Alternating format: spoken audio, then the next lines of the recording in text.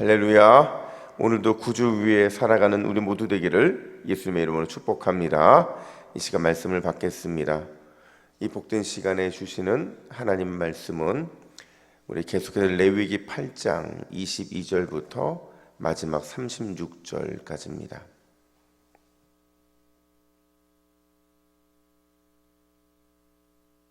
레위기 8장 22절부터 36절까지 말씀, 그리스도로 옷 입으라 라는 제목으로 오늘 말씀을 받습니다. 우리 22절부터 마지막 절까지 교독합니다.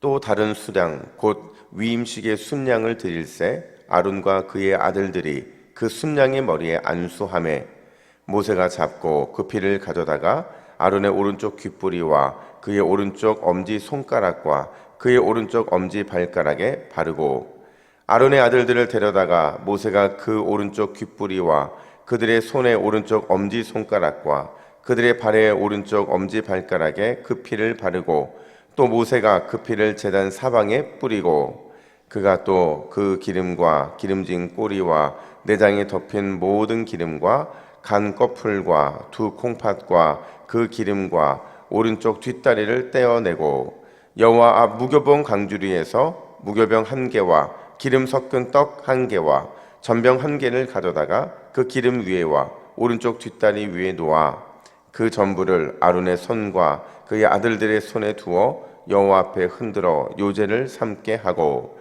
모세가 그것을 그들의 손에서 가져다가 제단 위에 있는 번제물 위에 불사르니 이는 향기로운 냄새를 위하여 드리는 위임식 제사로 여호와께 드리는 화제라. 이에 모세가 그 가슴을 가져다가 여호와 앞에 흔들어 요제로 삼았으니 이는 위임식에서 잡은 순양 중 모세의 몫이라. 여호와께서 모세에게 명령하심과 같았더라.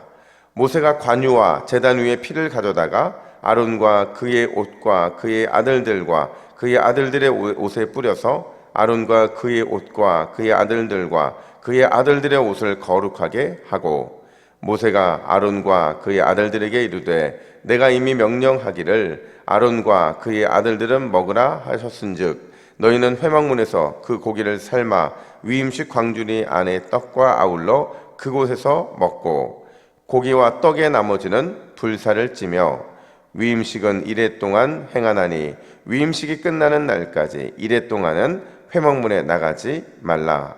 오늘 행한 것은 여호와께서 너희를 위하여 속죄하게 하시려고 명령하신 것이니 너희는 7주야를 회막문에 머물면서 여호와께서 지키라고 하신 것을 지키라. 그리하면 사망을 면하리라. 내가 이같이 명령을 받았느니라. 함께 읽습니다.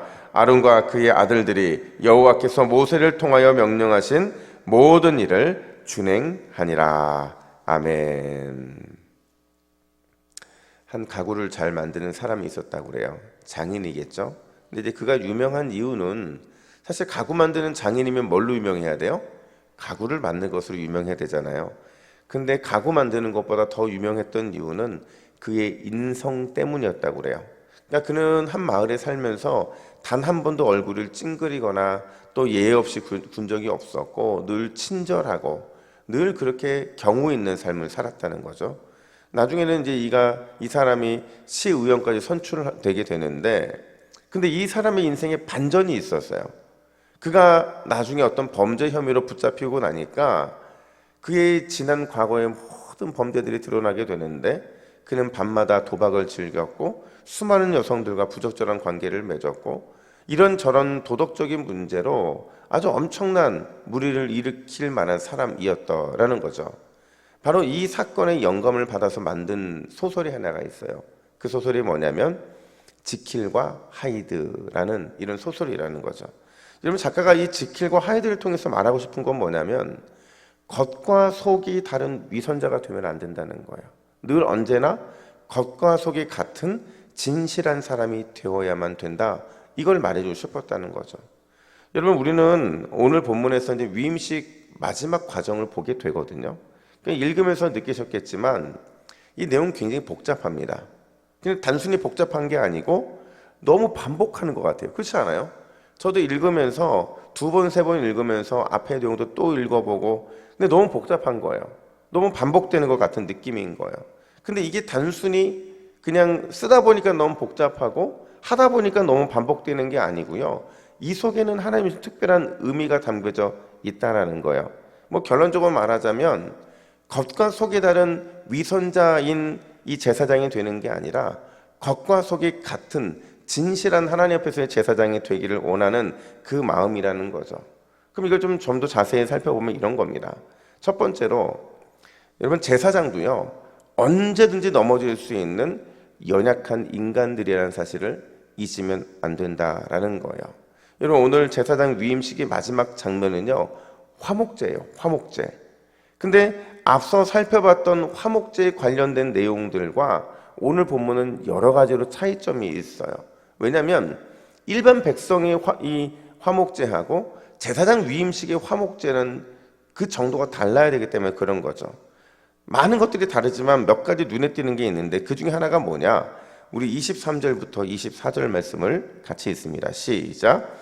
모세가 잡고 그 피를 가져다가 아론의 오른쪽 귓뿌리와 그의 오른쪽 엄지손가락과 그의 오른쪽 엄지발가락에 바르고 아론의 아들들을 데려다가 모세가 그의 오른쪽 귓뿌리와 그들의 손의 오른쪽 엄지손가락과 그들의 발의 오른쪽 엄지발가락에 그 피를 바르고. 아멘. 여러분 우리가 화목제 기억 안 나실 겁니다. 근데 제가 말씀드리면 이 화목제에는요 원래 이런 과정이 없어요. 그러니까 사람의 몸에 피를 바르는 과정 자체가 그 어떤 제사에도 없을 뿐만 아니라 이 화목제에는 더더욱 없었다라는 거예요.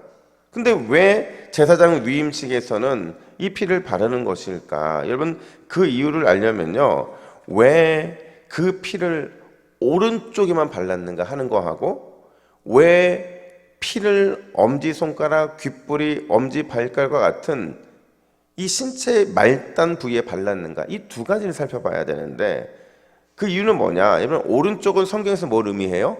대표성을 의미하는 겁니다. 대표성을. 신체 말단이라는 것은요 말단부터 말단까지면 어느 정도 부위라는 거예요? 전체를 의미하는 거예요. 몸 전체를. 그래서 여러분 피를 오른쪽 신체 말단에 발랐다는 건 뭐냐면 제사장의 온몸에 피가 적셔졌다라는 거예요. 이걸 바꿔 말하면 제사장의 온몸이 정결하게 되었다라는 겁니다. 이걸 며칠 동안 할까요? 7일 동안 하게 되어 있는 거예요. 절대로 성막을 떠나서도 안 되고 그 안에서 7일 동안 이 일을 행했다라는 겁니다. 근데 더 중요한 사실이 있어요.